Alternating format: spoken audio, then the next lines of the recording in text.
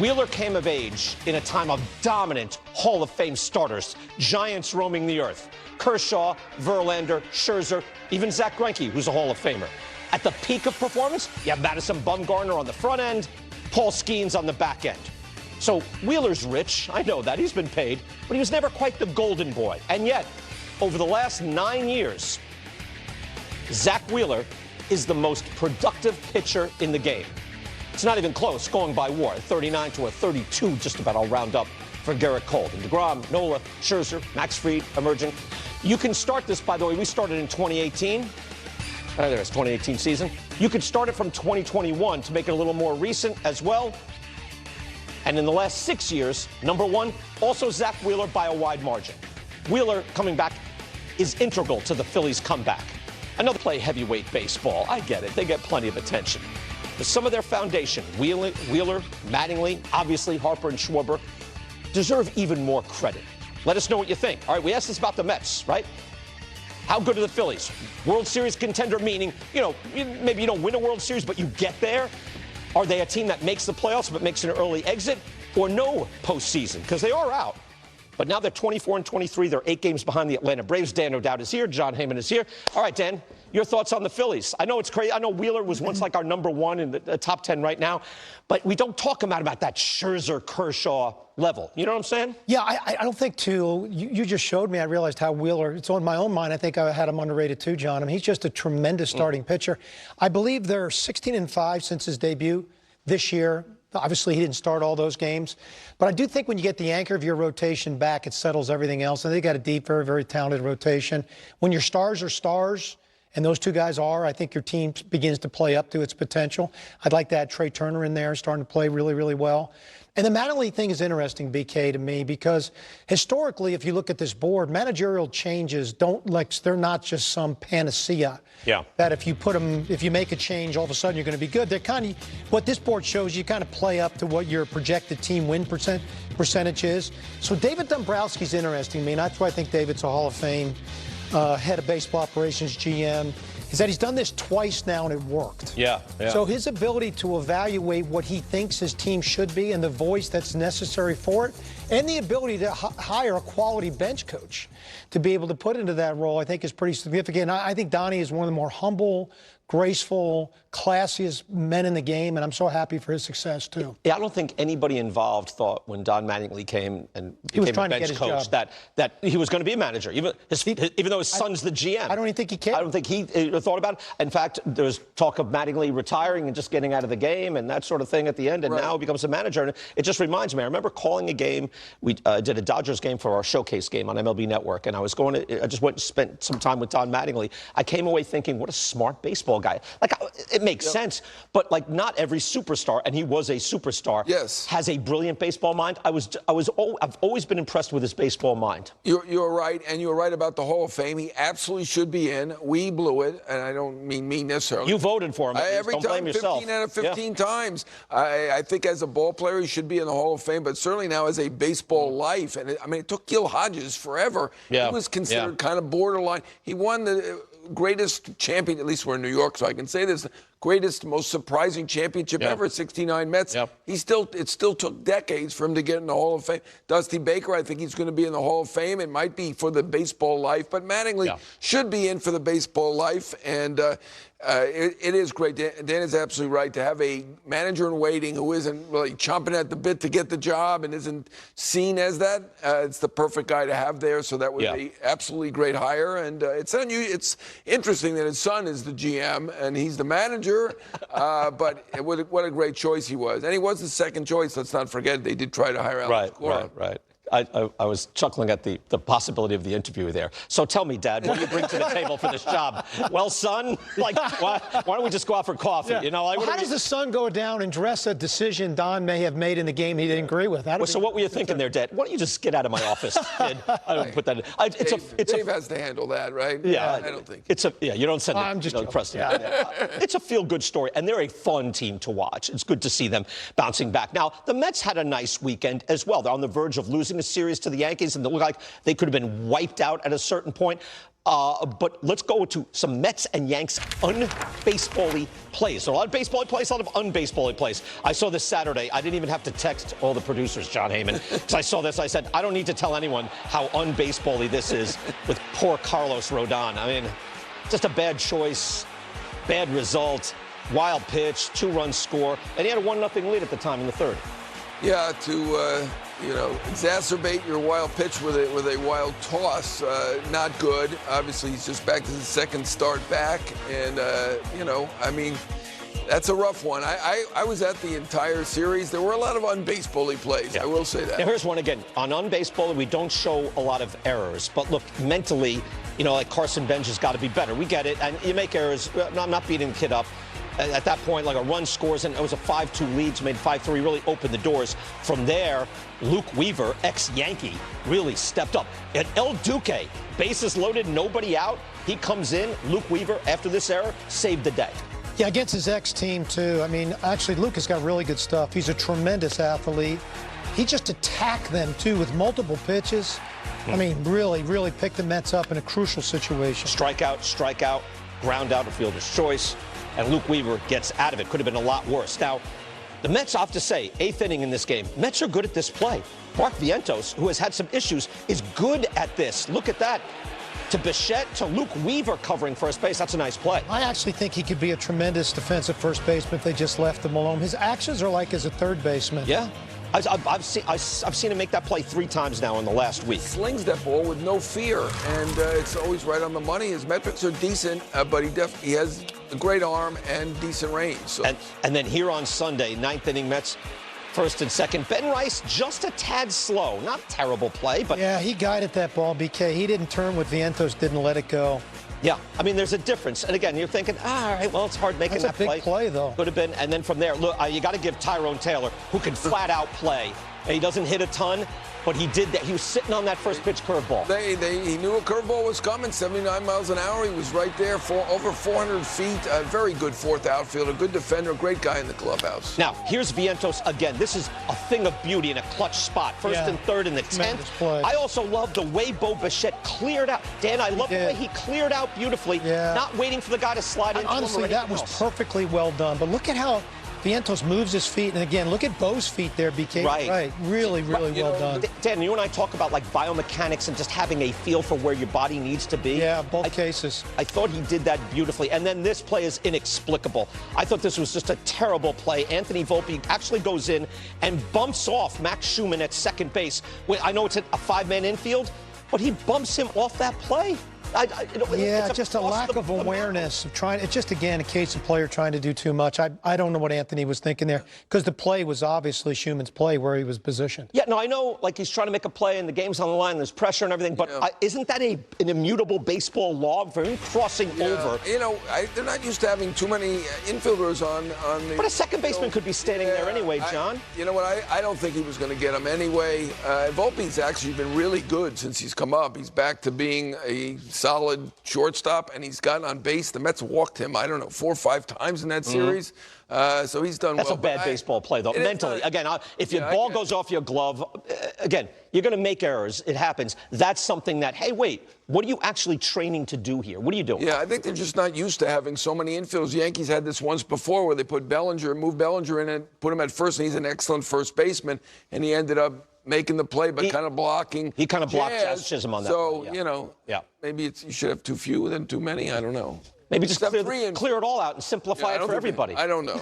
That's not going to work. And you know what? I won't get confused if there's nobody standing here with me. Come on, John Heyman. Also in the John Heyman world, I did this headline. Look, I know you've been restrained. You don't get in the New York Post and just rip the Mets. You don't. And they're very rippable, actually, this year, the way they've started. I know you don't write the headlines, but I did like how they kind of backed into it's almost impossible to see a way for disappointing Mets to flip this ugly script. I don't write the headlines. That's a lot of words there, not to be critical. But, that's basically what I said. I can't really back away from it. Holmes had gotten hurt. He's going to be out months. He's been their best pitcher. They had just lost another game of the Yankees. I wasn't putting too much stock because Detroit is really shorthanded right now. They swept the Tigers. Right. I wasn't reading into that. Right. They lose the first game. Holmes has been great. He's now out for 2 to 3 months. So I'm not really going to fault that. That kind of says I think you're on it. Look, the problem is it's about as long as the story. That's the only issue there. No, look, if they're down 3 in the 9th, they came back, and good for them that they came back. They won the series against the Yankees, but it was very close to just losing 2 out of 3, and it's been a disappointing season. Give me your overall read, Dan. Again, this is a David Stearns creation this year with the Mets. What's your read on the Mets and where they're at?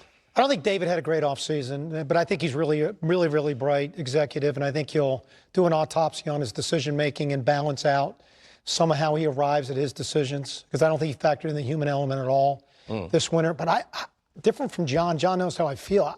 I think the Mets are going to turn this thing around. I mean, they're 20-26. They got to play like .560 ball the rest of the year to win 87, 88 games. I think that's going to get a second wild card spot. They're 7 games out of the wild card spot. I don't think it's undoable. They have the wherewithal to go replace Holmes financially with a starter, where other clubs may not be able to do that. And so I still think I actually like, because of the injuries, you know, the young center fielder Benj is getting a chance to play, Beatty's getting a chance to play, Viento's getting a chance to play. Yeah. If I'm running the team, and I'm certainly not, Bichette's going to go to second, Beatty's going to play third, Viento's going to play first. Both kids are going to play in the outfield. So even if I don't win this year, I'm setting my club up next year to be in a position where I've bought some young players along and I've created some payroll flexibility. Who's playing short? I think he missed short. Lindor. Well, he's not there now. Yeah, when he comes back, he'll be playing. Figure it out until right. No, it might be a ways off though. Yeah, they say potentially a month. They're not giving. Nobody gives a timetable anymore because you don't want to be wrong. You don't want to overpromise. But some people are suggesting could be back in a month. And the new kids have brought energy. I mean, there's no question. Ewing's fantastic, and he can bunt. Unbelievable. They have ability too. Yeah. Ewing is like, again, when you see these young players, Bazana, McGonigal, coming in with this plate discipline that they have. A.J. Ewing, fantastic. A good all-around. We have to do something later in the week. The super kid of today is a super kid. You know what I mean? They're so well-rounded. All right, we don't have time for that now. When we come back. Are you here later in the week? I am. All right, good. When we come back. That's a good topic. When we come back. I know they're more polished than ever before. New Cup of Joe intro. That's what I'm most excited about. Joe Madden, if he was evaluating a manager, what would he look for? I want to ask about Don Mattingly. Joe Madden on Mattingly when we come back. MLB. Oh, did you see it? You see what we just did? That takes some talent right there, brother. We used to have a thing where you're sitting there and it's a computer and we had a little strumming of the guitar. Take a look again. Yeah. This is cool. No, I saw it, yes. It's like where they do a little foamy latte and you're right on the top. That's talent right there, brother. That's absolute talent. And yet we're in and out, and although I'm talking about it now, so I'm belaboring it here. Joe, welcome back, by the way. John likes that. Thank you, buddy. Good to see you. Good to see you, too. We were talking Phillies and Don Mattingly, and I'm wondering, let me get right to it. If, let's say I'm a club president, I hire you to, hey, Joe, evaluate my manager. What would you be looking for in making an evaluation? Well, I mean, I like an inquisitive nature. I like somebody that's not necessarily old or new school, somebody that's more like in school, somebody that's collaborative, somebody that wants to utilize both sides of the current trends. And on top of that, somebody with experience. To me, when you talk about the word experience or intuition, gut feeling, whatever you want to call it, I mean, that occurs during the course of the game. That's another method of analytics. When things hit the fan, how do you react in a moment? I want somebody that's nimble. And if he has the experience, and I've noticed intuitive thinking on his part, et cetera, then I'm getting somebody complete. So a collaboration, old and new, be in school. Don't be polarized and feel like you have to be one thing or the other. Right. And experience matters, man. I'm telling you, when things go off script in the latter part of the game especially, you like somebody that could think ahead, and thinking ahead is a big part of this also. It is something, good answer, by the way. I love that. Mattingly, I always had a good feeling for. And I know, like, when he was managing, it was like, BK, he's old school. You're not going to dig him. And I'm like, I spoke to him. He's baseball brilliant. Like, he has his mind on so many different things. And he was brilliant as a player. So I think you're right. Don't go old school, new school, anything like that. It is odd that they fire Joe Girardi, bring in Rob Thompson, it works. They fire Rob Thompson, bring in Mattingly, it works. Like, what, does everybody just need a slap in the face, even a veteran club like the Phillies? Yeah, and I think I think I mentioned it before. I thought they were embarrassed, the Philly players themselves. They liked, Robbie. They liked Girardi. And all of a sudden you get a guy like Donnie who's very similar to Robbie. It's not like, back in the day it had to be some like polar opposite from the fire to the new hire. But you're getting people that really are cut from the same cloth with both Robbie and Donnie. Donnie, and listen, I've been around Mattingly. I'm a big fan, and I agree with your assessment. I've been around him. I've had conversation with him. I've worked against him. Just because he's not, verbose, he's always out there, banging his own drum. He's in there paying attention, listening. Obviously, he's had a great background, my God. So I'm a big Don Mattingly fan. It's not surprising me at all. Yeah, no, I am too. So, by the way, so is everybody in the industry. That's what I don't get about the Hall of Fame. Everyone, he's the standard. It's the absolute standard. I'm happy to see the success now. Joe, you were a player and a coach in the bushes for a long time. So this is where I want you. Not Joe Madden, the celebrity manager. Joe Madden grunting it out in his, cruddy old Volkswagen, driving out west in the independent league. I want your baseball coach take on that Yankee play that ended the game yesterday. It hit me when Volpe ran into Max Schumann here. It just struck me. It's like, this is a bad baseball play, right? Like, I know the game is on the line. He's trying to make a play. Give me your read on it and what guys are supposed to do in this instance. Yeah, this is a 5-man infield. We worked on it during spring training. So left-handed hitters are going to be stacked on that first base side. I get all of that. And there's also one out. So with one out, there's also the potential for a regular double play from second to first base to get out of the inning. So all these things matter. Now, what you're talking about there, specifically left-handed batter, the second baseman Schumann's coming in. He's got a much better angle to pick up that ball and throw it to home plate. The shortstop coming across like that, like you suggested earlier, cutting across in front of the infield. He has no throw. Even if Volpe plays that ball cleanly, he has no play. So the angles matter, handedness matters in this situation, so permit him. Now, my overarching point is you do this in spring training. When I was with the Rays and the Cubs, we did this, and the Angels, I always worked it because I had it back in the day with Gene Mauch. Gene's the first guy that I spoke to about it. So these are the kind of things that you not only do in spring training more than once, and then during the course of the season, you have to revisit it on occasion to remind everybody. But that, to me, is just a handedness play, and that's just common sense. Actually. And training, right? Because I always hear from baseball guys who are here, right? From Harold and Bill Ripken, everything is like, hey, just because you can reach the ball doesn't mean it's your ball.